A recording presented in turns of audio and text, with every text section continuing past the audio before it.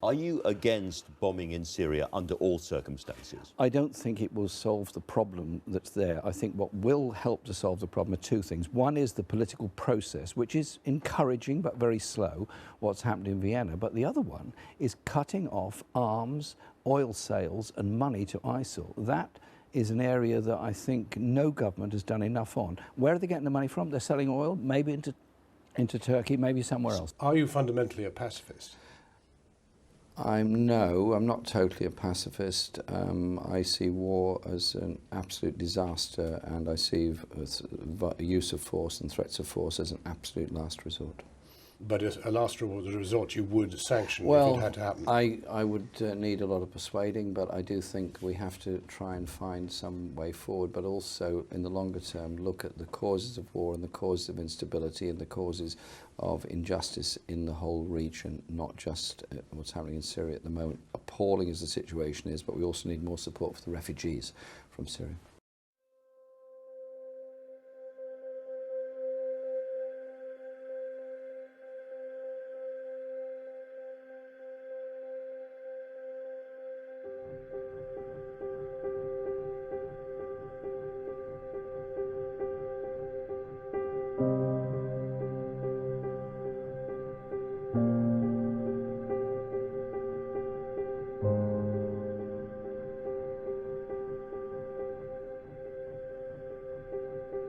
I don't want to see the world in peace, I want to see the world at peace. The Paris scene was bad to see, but on the same day Yemen had a catastrophe. Hardly any recognition, Palestinians getting killed daily savagely, not shown on my television. Remember that Syrian kid washed up on the beach? Now you want to send more artillery to blow apart the Middle East. Through many centuries, many bodies ending in cemeteries, liters of blood creating rivers and streets. It's evident that war doesn't bring peace. How can you vote yes when more bombs kill the innocent? How can it make it better by sending over missiles and militants? Imagine this was your country you were living in. Can you vision it? Or are you just gonna sit there and complain about the immigrants and be ignorant? We're all one, but I see no equality and no unity. I wish we could all live through peace. I have a safe comfy bed, but I'm losing sleep, cause it's like these politicians have reached a state of lunacy.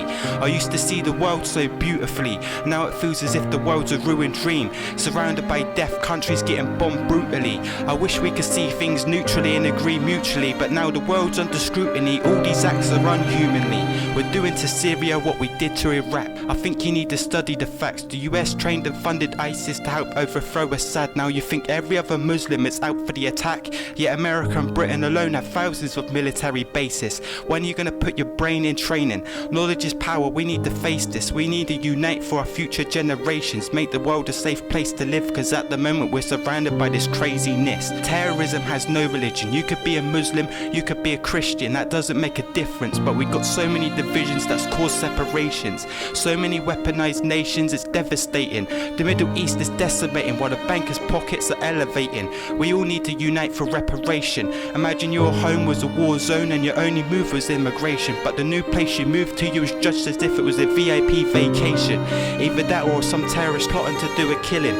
These are innocent families with siblings, innocent parents with children. I hold my arms open wishing I could heal them. When will we realise that war isn't the answer before we have a massive disaster and the world crashes to ashes? That's why I'm feeding food for thought for the masses. The impact of us as one is massive. They haven't got money to roof the poor, but finance millions for weapons that war, lock and load, leave another innocent dead on the floor. It's evident to pick prevention over cure. The true reason why they want to bomb a nation is because they only care about the profit making. War is intoxicating. How can anyone consider, condone and comprehend countries being blown by drones? I think it's more condescend. It's nonsense. Where's the common sense? If you voted for David Cameron, do you have death on your conscience? How can they say they're doing it to make innocent lives safe when they're blowing down schools and on ISIS base? It's nothing but irate. Imagine seeing a war zone out your window. You go to sleep comfortably, but when they put their head on the pillow, not knowing if their home's about to be hit by brimstone, it's like we got a trigger finger syndrome. It's not a war for peace, it's a war on peace. I don't agree with any of the slaughtering. I think it's best we all unite. More importantly, it's just advocating aggravation. We're nowhere near civilization. How can it make it any better with an air strike. It's like David Cameron's reenacting Tony Blair's time. You voted just to make it rain waters. So much pain and torture. The world is our home. Why can't you live without the borders? Cause I sympathise, you call me an ISIS lover or a traitor. No, I like to embrace love. I'm a humanitarian supporter.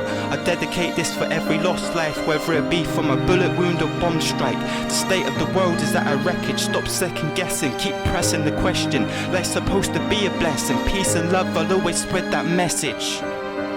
I dedicate this for every lost life, whether it be from a bullet wound or bomb strike. The state of the world is at a wreckage. Stop second guessing, keep pressing the question. Life's supposed to be a blessing. Peace and love, I'll always spread that message.